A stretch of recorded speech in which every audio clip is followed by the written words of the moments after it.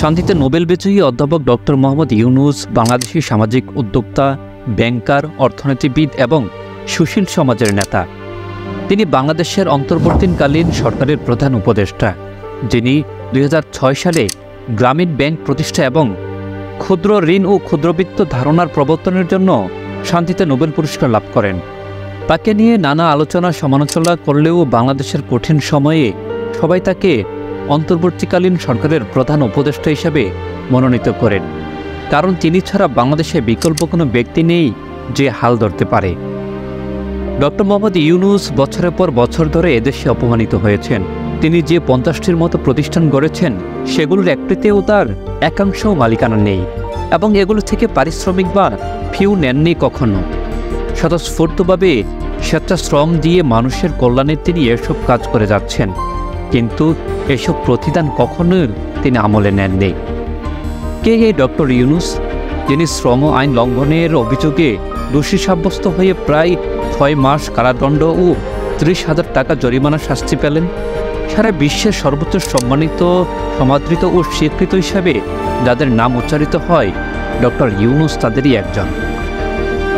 তিনি এমন একটি ধারণা প্রবর্তন করেন যা উন্নত বিশ্বে ঝড় তুলে দিয়েছে, যা বিশ্বের অনেক দেশে, এমনকি সবচেয়ে ধনী ও অগ্রসর দেশের কোটি কোটি মানুষকে দরিদ্র থেকে বেরিয়ে আসতে সাহায্য করেছে।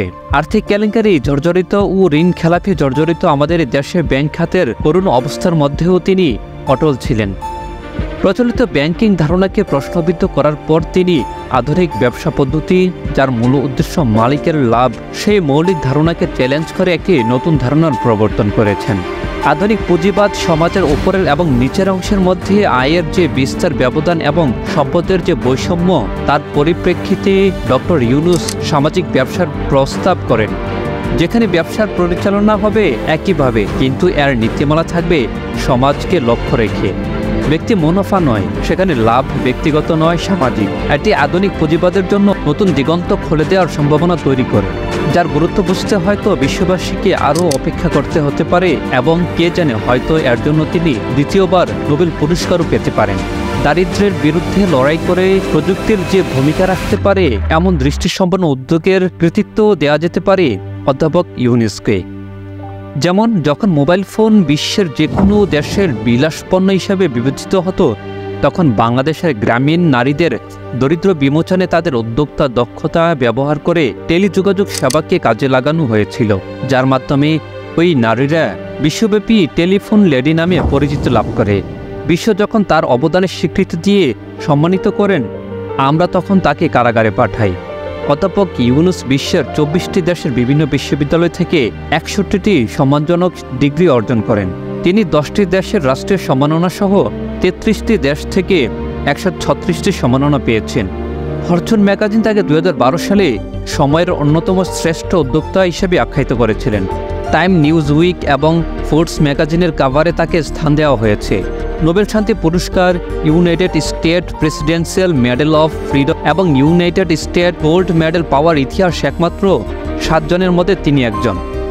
বিশ্বের 29টি দেশের 107টি বিশ্ববিদ্যালয়ের সামাজিক ব্যবসা কেন্দ্রিক বিভাগ, সেন্টার বা একাডেমিক কার্যক্রম আছে। সেগুলোকে সম্মিলিতভাবে ইউনূস সোশ্যাল বিজনেস সেন্টার বলা হয়।